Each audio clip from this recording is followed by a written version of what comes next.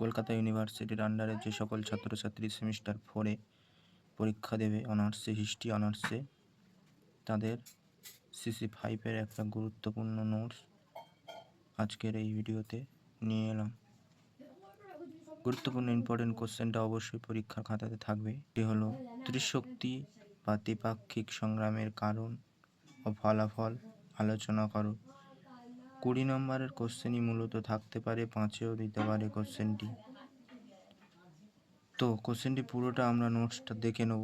অবশ্যই খুব গুরুত্বপূর্ণ কোশ্চেন, তো এই মুহূর্তে এটা দেওয়া অত্যন্ত গুরুত্বপূর্ণ, তাই কোশ্চেনটি সম্পূর্ণ উত্তর সহ এই ভিডিওটা পুরোটাই দেখো। তুমি কোশ্চেনটা দেখে নাও। ত্রিশক্তি বা ত্রিপাক্ষিক সংগ্রামের কারণ ও ফলাফল নিম্নে আলোচনা করো। 20 নম্বর কোশ্চেন। ভূমিকা দিয়ে শুরু হচ্ছে। 650 খ্রিস্টাব্দ থেকে 1200 খ্রিস্টাব্দ অর্থাৎ আদি মধ্যযুগীয় ভারতবর্ষের ইতিহাসের অন্যতম বৈশিষ্ট্য হল আঞ্চলিকতার প্রভাব। এ সময়ের পরাক্রান্ত রাজনৈতিক শক্তিগুলির কম বেশি পরিমাণে আঞ্চলিক রাজনৈতিক প্রভাবে প্রভাবিত। এই শক্তিগুলির মধ্যে উল্লেখযোগ্য হল গুর্জর, প্রতিহার, রাষ্ট্রকূট এবং পাল রাজবংশ। এই তিনটি শক্তির মধ্যে কনৌজের অধিকার প্রতিষ্ঠা নিয়ে অষ্টম শতকে এক দ্বিপাক্ষিক দ্বন্দ্বের সূচনা ছিল। সাধারণভাবে এই যুদ্ধ ত্রিশক্তি যুদ্ধ নামে পরিচিত।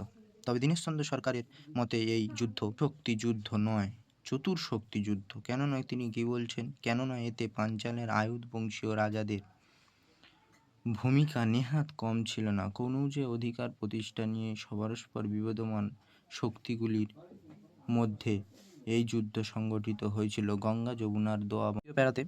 এইভাবেই দেখা যায় আলোচ্য সময়ে বাংলা ও বিহার অঞ্চলের পাল বংশ, দক্ষিণ ভারতের রাষ্ট্রকূট বংশ, রাজপুতানা ও গঙ্গা যমুনার দোয়াব অঞ্চলে গুর্জর, প্রতিহার বংশ কনৌজে অধিকার প্রতিষ্ঠার ব্যাপারে পারস্পরিক প্রতিদ্বন্দ্বিতার সম্মুখীন হয়। এই ঘটনায় ভারতীয় ইতিহাস তত্ত্বে ত্রিপাক্ষিক বা ত্রিশক্তি যুদ্ধ রূপে সুপরিচিত। এই যুদ্ধের প্রথম দিকে রাষ্ট্রকূট ও গুর্জর প্রতিহারদের মধ্যে দ্বন্দ্ব দেখা দেয়। রাষ্ট্রকূট বংশের প্রকৃত প্রতিষ্ঠাতা গুর্জর প্রতিহার রাজ নাগভট্টের দ্বিতীয় নাগভট্ট লিখতেই হবে বিরুদ্ধে সাফল্য দাবি করেছেন। তিনি এও দাবি করেছেন যে উজ্জয়িনীতে হিরণ্যগর্ভ মহাদানের সময় তিনি নাগভট্টকে দ্বারপাল বা দারোয়ানের পর্যায়ে নামিয়ে অষ্টম শতাব্দীর শেষ পাদে 3 নম্বর প্যারায় অষ্টম শতাব্দীর শেষ পাদে তিনটি পরস্পর বিবদমান রাজশক্তির উন্মেষ ঘটে।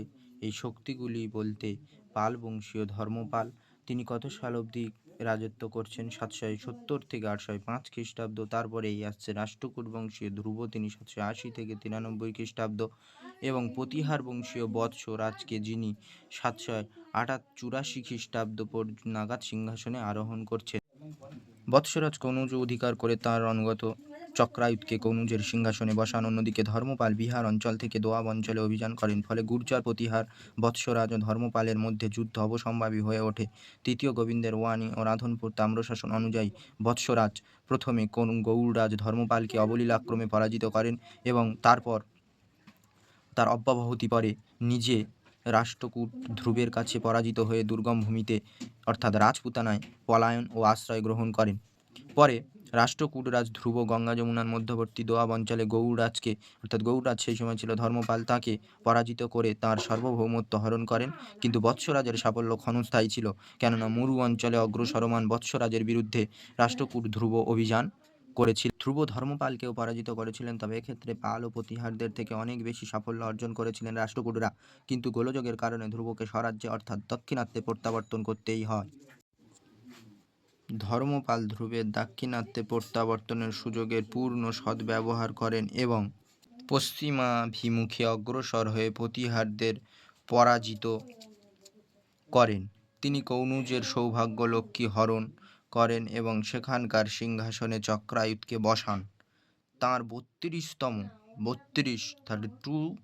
রাজ্যবর্ষে তিনি যখন অভিষেক হচ্ছে, প্রদত্ত খালিমপুর তাম্রশাসন থেকে মনে করা হচ্ছে যে এ ব্যাপারে তিনি একটি দরবার করেছিলেন।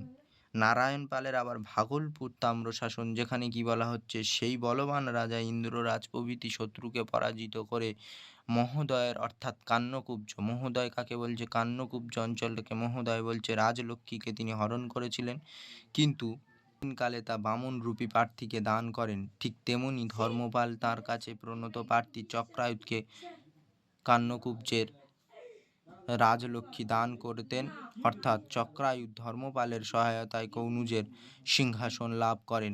দেবপালের মুঙ্গের তাম্রশাসন থেকে জানা যায় যে ধর্মপাল দিগ্বিজয় উপলক্ষে কেদার ও গোকর্ণ পর্যন্ত অগ্রসর হয়েছিলেন, তবে এই দাবি প্রশস্তিমূলক কিনা সে ব্যাপারে অনেক সন্দেহ প্রকাশ করেছেন। অনেক ইতিহাসবিদই সন্দেহ প্রকাশ করছেন। ধর্মপালের খালিমপুর তাম্রশাসনে বলা হয়েছে যে তাঁর মনোনীত চক্রায়ুধকে কনৌজের সিংহাসনে আরোহণের সময় শুধুমাত্র পাঞ্চালের বৃদ্ধরা অভিষেক বাড়ি ভোজ মৎস্য বলতে আমরা এই সময় কাকে বলবো? জয়পুরকে মৎস্য বলবো। মদ্র বা শিয়ালকোট, পাঞ্জাব, কুরু মানে ইত্যাদি ব্যাকেটে যেগুলো আছে একটু দেখে নেবে। যদু অত পড়ছি না। যবন, অবন্তী, গান্ধার, কীর ও প্রণতি পরায়ণ রাজারাও সাধুবাদ জানিয়েছিলেন, কিন্তু ধর্মপালের এই সাফল্য দীর্ঘস্থায়ী হয়নি। রাষ্ট্রকূট রাজ তৃতীয় গোবিন্দের সমকালীন নেসারিকা তাম্রশাসনে দাবি করা হয়েছে যে তিনি পরাজিত বাঙ্গাল রাজ ধর্মের কাছে, অর্থাৎ ধর্মপালের কাছে তার দেবী মূর্তিযুক্ত ধ্বজা আত্মসাৎ করেছিলেন। বর্ষের সঞ্চান তাম্রশাসন থেকে জানা যায় যে গোবিন্দ প্রতিহার নাগভট্টকে পরাজিত করছে। এই তাম্রশাসন থেকে আরও জানা যায় যে ধর্মপাল ও চক্রায়ুধ গোবিন্দের কাছে আত্মসমর্পণ করেছিলেন। ওয়ানি, দিন্দরি ও রাধনপুর তাম্রশাসনেও গোবিন্দের এই জয় সমর্থিত হয়, তবে ধ্রুবের মতো গোবিন্দ ও দাক্ষিণাত্যে প্রত্যাবর্তন করেন, ফলে ধর্মপাল আরও নিষ্কণ্টক হন। এরপরে উপসংহারে যে প্যারাটা লিখবে সেটা একটু দেখে নাও। পরবর্তীকালে এই ত্রিশক্তি যুদ্ধ সম্পর্কে আরও বিশেষ কিছু জানা যায় না, তবে সামরিক দিক থেকে পাল ও প্রতিহারদের তুলনায় রাষ্ট্রকূটরা যথেষ্ট শক্তিশালী ছিল। অর্থাৎ পাল এবং প্রতিহার কেউই রাষ্ট্রকূটের কাছে পেরে ওঠেনি। রাষ্ট্রকূট ধ্রুবের কাছে সবাই পরাজিত হয়েছিল, কিন্তু তাদের দাক্ষিণাত্যে ফেরার পিছুটান, কাদের? রাষ্ট্রকূটদের যেসব রাজারা ছিল তাদের দাক্ষিণাত্যের পিছুটান, ধ্রুবের যে দাক্ষিণাত্যে ফেরার গোলযোগের কারণে ফিরেছিল, সেই পিছুটানের জন্য তাদের সাফল্য দীর্ঘস্থায়ী করতে পারেনি, অর্থাৎ তাদের সাফল্য হয়ে গিয়েছিল ক্ষণস্থায়ী। আগে এরকমই আপডেট কিছু ভিডিও, কিছু নোটস পেতে আমাদের চ্যানেলকে সাবস্ক্রাইব করে অবশ্যই আমাদের পাশে থাকবে, আর কমেন্ট করে জানাবে মানে ভিডিওগুলো কতটা ভালো লাগছে।